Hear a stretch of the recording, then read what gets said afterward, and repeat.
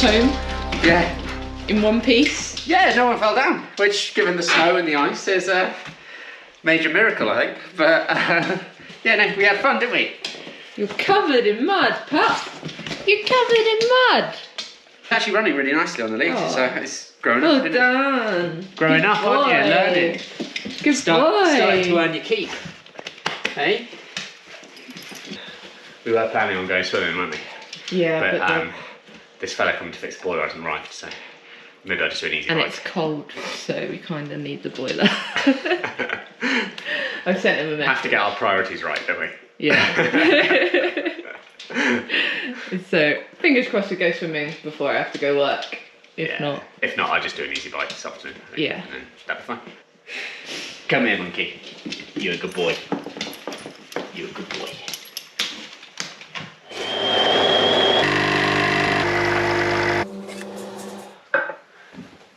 We're back. We are. Take two though. Yeah. The last one had a lot of your bum in it, didn't it?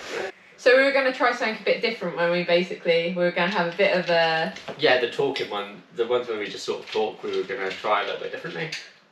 Try and put some more interesting stuff into them, because, I don't know, I get bored of listening to Tom's voice. I get bored of listening to it. We've kind of broken it up into sections. So the first bit, we should probably just explain where the heck we've been.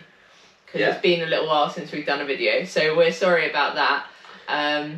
We did try a few times, but we never quite got enough footage together, so we might include a bit of that here. We just had a very up and down couple of months, and I think like we were sick for a little bit just before Christmas. Yeah, that and sucks. Then we had family up for Christmas, which didn't suck quite so bad, but kept us busy.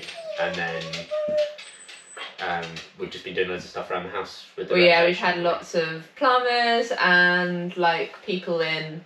We've been doing a lot of the building work, laying floors. And then we've been trying to get back on track with some training and stuff after the sickness. So, and I changed jobs. So we've had loads on, like tons. I think first things first, we want to talk about what our goals were for the year, don't we? And what you can expect to see coming up on the channel. So Tom, what's your goal?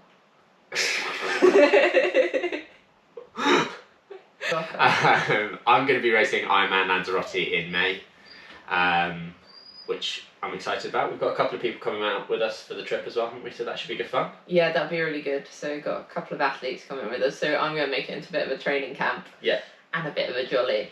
And Lily's coming out again, isn't she? Yeah. So that should be really good fun, I think. Yeah, that'll be great because she used to live there as well, so she'll take us to all the best restaurants and cafe stops while you train very hard. I'll be tapering, so I won't be. Cafe stops sound really good. Yeah, that's true. That's true. All the carbs, lots of carbs before marbs. Yeah, so that'll be good fun. So that's in May, and then we haven't booked it yet, but the next one we're thinking of doing was Warsaw 70.3. Yeah, we just need to figure out the dates around you working, don't we? Because we're going to have to do it in weekends. So. Yeah, I have already booked a hotel, though. We better get on and book it. I kind of lost my mind at the weekend and I booked so many things. So I just don't let Tom look at the credit card bill just yet. But yeah, so we will be doing that, hopefully. And then after that, I'm going to do the Outlaw. So you did that last year. Yeah. So I thought I'd have a crack at it this year. Hopefully it ends better for you than it did for me. I'll be very careful up the swim exit ramp. Those ramps are slippy. So that should be really good. And I'm hoping to get out something good there. Like, I really want to do well at this Ironman distance, because my big goal and what this is all towards is I want to go back to Kona. So I can't qualify for Kona until after Nice, so that's like September time. And yeah, so this is a way of doing the distance without spending all my money, so I have enough pennies to go to Kona. And it should be a good race. Yeah, should be. Yeah. So that's the next one for me. You got any more lined up? Or you were just... No, I'm going to see how Lanzarote goes first, and then see what the rest of the year is. Yeah. The last couple of full distance ones I've done haven't gone 100% planned. So Ireland, I was doing really well in the top 10, and then I ended up in an ambulance, and obviously the outlaw last year we documented quite heavily, and I slipped on the swim ramp, on the ramp out of the swim, and hyperextended my knee and I think really injured myself. So if I can end up not in the medical tent, and crossing the finish line, I think that would be good progress for me. Yeah, it would make me very happy because I get incredibly nervous when all of this is happening. So yeah, I know. I think the goal is basically to really put all my effort into the training block and put everything I can into it, and then see what I can do, and really try not to be injured at the end. Yeah. And then I'll assess the rest of the year after that. Yeah, I think so. I think that'll be good, and then we'll go from there. And then I've booked one more. That's the one you want to try and qualify for Kona, isn't it? Yeah. Which is right at the end of the year. Yeah. So I think we maybe save that one for later in the year. Save that one. Yeah. Build some suspense. It's an exciting trip, isn't it? Yeah. So. Yeah. It will be an exciting trip, and yeah, hopefully it'll be really and an exciting goal as well. Yeah, it will be. So so stay tuned for that. So yeah, that'll be good to have you along for. Like, I think that'll be a really nice thing to kind of share with everyone.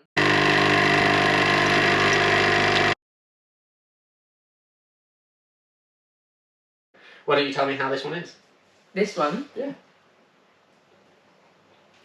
Well, I've been drinking it, so it can't be that bad. It's quite nice. Yeah. It tastes like toffee-y. Like, it's got more flavour than what I normally drink, because, like, let's be honest, I just drink Costa. But yeah, no, I actually quite like this. It's much, like, it's not as... What's the word that you use? Like, you can tell I'm not a coffee connoisseur. It's not like as sharp. Yeah, it's not acidic, that's the one. It's not as acidic. It's nice, though. I enjoy it, but then also I would literally drink anything that's hot and tastes like coffee. Or even remotely like coffee. It's an Ethiopian wild coffee. Oh. It's the same stuff that Hayley Gabrielsi drinks. Well, then it's guaranteed to work, isn't it, basically? Well, yeah. It could be the equivalent. It's sort of the running equivalent of putting rocket fuel into a Citroen 2CV, isn't it? I don't know. I'm not even sure I'm a Citroen 2CV.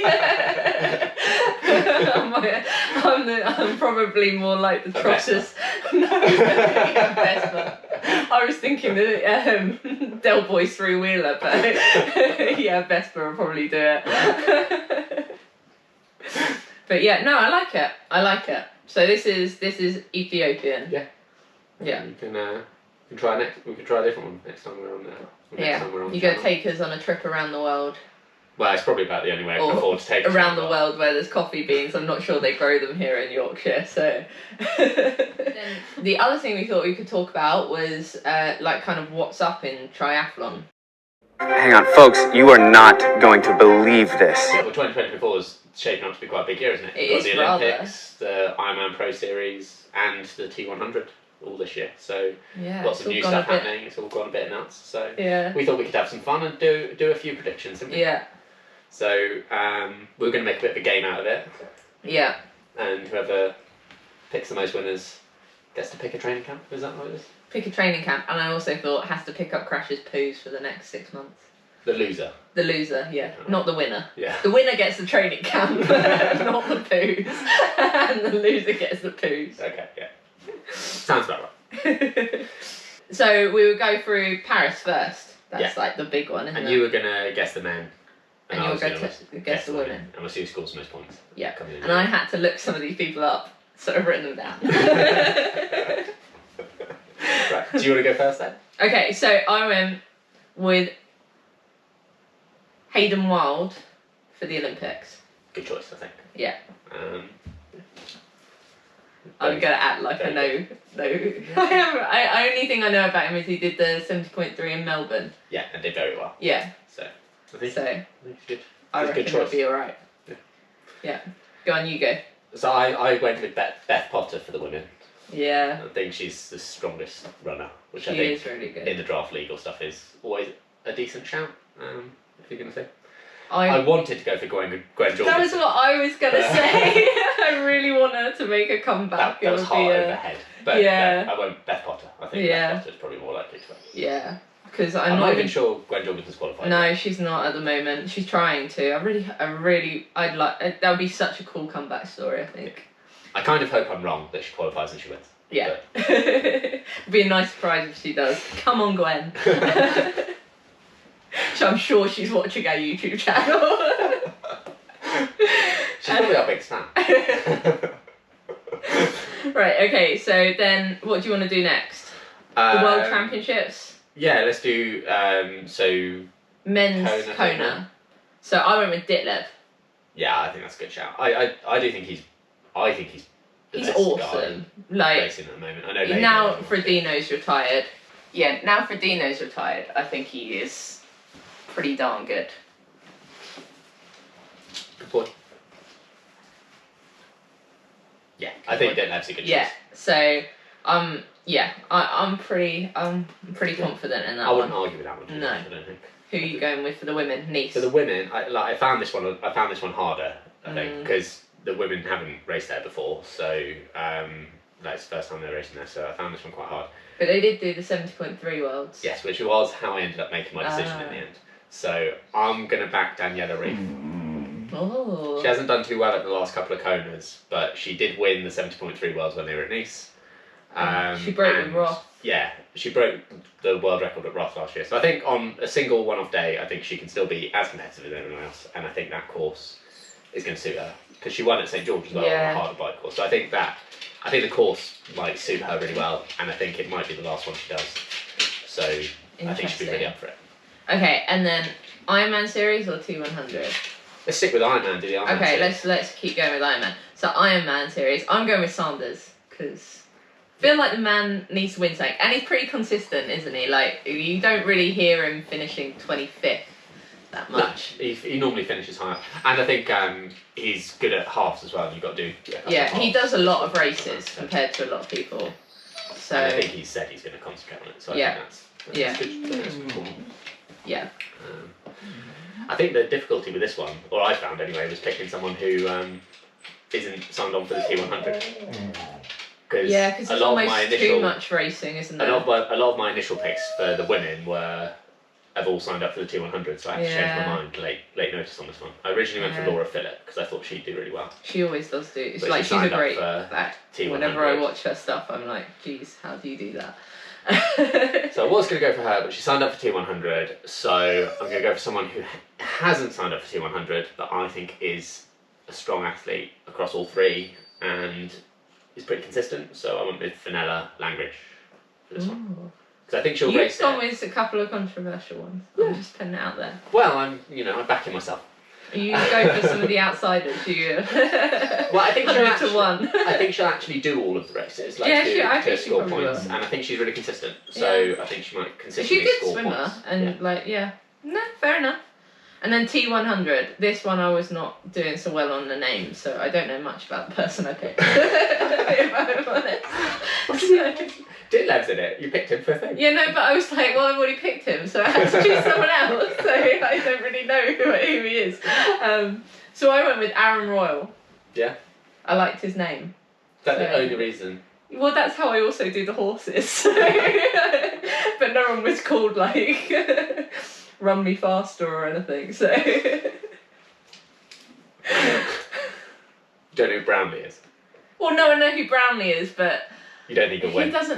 He's not, like, I really like him, but he hasn't really finished many races recently. He's been injured a lot, so I just... So you're not backing him to finish 6th this year and score a lot of points? No, basically. Fair enough. So I went with Aaron Royal, because Royal's quite in fairness, he is quite good at this sort of distance, so... Yeah, he really is.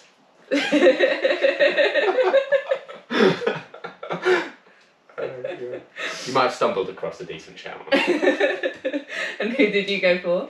Again, I found it really hard because actually it's full of really, really good athletes. I think they all are. There's actually quite a lot of good athletes at the moment. Like it's quite stacked. But I think we're going to double up on Australians because I went for Ashley Gentle. Oh, is he Australian? Yeah. Oh, okay. There we go. Back in the Aussies. I like Australia. I'm pretty sure he lives in Leeds as well. So does he? Yeah. Oh. Crash wants a walk, so we better hurry up with the last bit. Yeah, I'll hurry up. I'm picking Ashley Gentle. She's really consistent over that sort of distance, and I think that she'll probably race a lot of those races. So I think we'll end up with a decent amount of points at the end of the year. So then we thought we'd finish off with one thing that we thought we called it grind my gears, because there's normally one thing that basically like irritates you.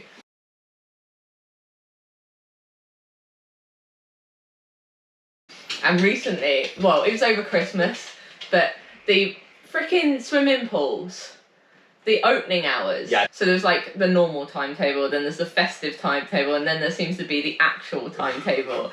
And we kept turning up, and the pool was shut. And then we were in this 16 So we were in the metre 16-metre training pool every time we turned up for about 2 weeks, weren't we? which has no lanes and no rules, and it's complete chaos as far as I could tell. So there was kids playing with a beach ball, there was ladies doing head-up swimming, and then there was you and Matt swimming like 106s in a 16-metre pool. And they were just, It was madness, wasn't it was absolute chaos. So that was the thing that really... really, I wonder whether anyone else deals with this regularly, because it drove me insane. Like, every time we turned up, and we tried specifically to turn up for the times that the main pool was open, and it was never open. So, and that carried on for about 2 weeks. Over about period, 3 weeks. Sort of thing. So grinds my gears, festive swimming pool hours. Anyone else agree? Right, okay. We better take our dog for a walk. So we will see you next time. Let us know if you enjoyed this, and hopefully you're up for tagging along for the rest of the year. Yeah, it'd be really good to have everyone along. I think we've got some quite cool stuff. Right, I'm going to down my Ethiopian coffee, and then... Is that what you're supposed to do with it? Down it? Just neck the really expensive coffee and then we'll go walk the dog,